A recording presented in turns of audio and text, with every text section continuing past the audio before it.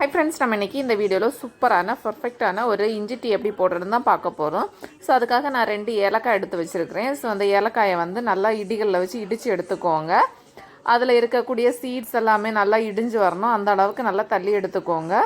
So அதுக்கப்புறமா ஒரு சின்ன துண்டு இஞ்சி எடுத்துக்கோங்க. அந்த இஞ்சியை வந்து நல்லா சதைச்சி எடுத்துக்கோங்க. இல்லைனா நீங்கள் மிக்ஸி ஜாரில் கூட போட்டு பொடிச்சு எடுத்துக்கலாம். ஆனால் ஸோ கம்மியாக இருக்கனால கொஞ்சம் அரைகிறது கஷ்டப்படும். அதனால் இப்படி நீங்கள் இடிக்கலில் போட்டு இடித்து எடுத்துக்கிட்டிங்கன்னா கொஞ்சம் நல்லாயிருக்கும். ஸோ இப்போ நம்ம இஞ்சியும் ஏலக்காயும் இடித்தாச்சு. இதுக்கப்புறமா இனி டீ போட ஸ்டார்ட் பண்ணிக்கலாம்.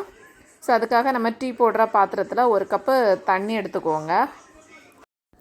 தண்ணி லைட்டாக சூடாகிறது வரைக்கும் வெயிட் பண்ணிக்கோங்க. அதுக்கப்புறமா அந்த டீ பாத்திரத்தில் நீங்கள் வந்து இப்போ இடித்து வச்சுருக்கீங்க எல்லாம் இஞ்சியும் ஏலக்காயும், இதை வந்து இதில் ஆட் பண்ணிக்கோங்க. ஆட் பண்ணி இது வந்து லைட்டாக கொதித்து வரணும். கொதிக்கிற டைமில் நீங்கள் என்ன ஃப்ளேவர் உங்களுக்கு ஏதாவது ஒரு பிராண்டு வச்சுருப்பீங்களா, நீங்கள் டீ தூள் யூஸ் பண்ணுவீங்களா, அந்த மாதிரி எடுத்து வச்சுருக்கிற டீ தூளை வந்து இதில் வந்து 1 டீஸ்பூன் ஆட் பண்ணிக்கோங்க.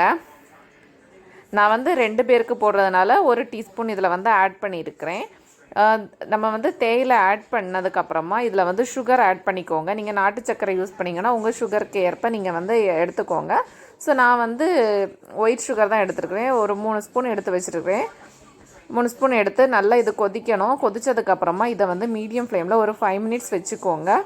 அப்படி இல்லைனா நீங்கள் வந்து இது கொதித்ததுக்கப்புறமா ஆஃப் பண்ணி ஒரு மூடி போட்டு 10 நிமிஷத்துக்கு மூடி வச்சுக்கோங்க. அப்போ தான் அதில் இருக்கக்கூடிய எசன்ஸ் எல்லாமே அந்த தேயிலையோட ஃப்ளேவர், இஞ்சி ஃப்ளேவர், ஏலக்காய் இது எல்லாமே அந்த டீயில் வந்து இறங்கி வரும்.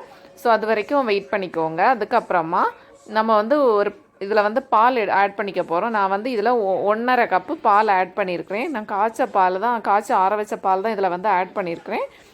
நீங்கள் வந்து பச்சையாட்டே பாலை ஆட் பண்ணாலும் ஆட் பண்ணிக்கலாம். இதுக்கப்புறமா இது கொதிக்கிறது வரைக்கும் வெயிட் பண்ணிக்கோங்க. இது கொதித்ததுக்கப்புறமா மீடியம் ஃப்ளேமில் வச்சு ஒரு 2 மினிட்ஸ் வெயிட் பண்ணுங்கள். இதுக்கப்புறமா நீங்கள் வந்து ஸ்டவ்வை ஆஃப் பண்ணிக்கோங்க. இவ்வளோ தான் நம்ம சூப்பரான இஞ்சி டீ வந்து ரெடி ஆகியாச்சு. ஸோ இதை வந்து இனி நீங்கள் வந்து நல்லா ஃபில்ட்ரு பண்ணி நல்லா ஆற்றி கொடுத்துக்கோங்க. ஏன்னா அப்போ தான் அந்த பதம்லாம் வந்து நமக்கு குடிக்கிறதுக்கு இன்னும் கொஞ்சம் நல்லா இருக்கும், டேஸ்ட்டாக இருக்கும். நம்ம டீ கடை டீ இருக்குதுல்ல, அதோட ஃப்ளேவர் நமக்கு அப்படியே கிடைக்கும்.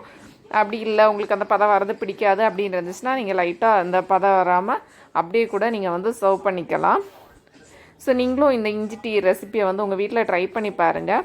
இப்போ நார்மலான டீலையே நமக்கு வந்து நிறைய வெரைட்டிஸ் எல்லாமே இருக்குது. ஸோ அந்த மாதிரி உங்களுக்கு டைம் கிடைக்கும்போது ஏதாவது ஒன்று வந்து ட்ரை பண்ணி பாருங்கள்.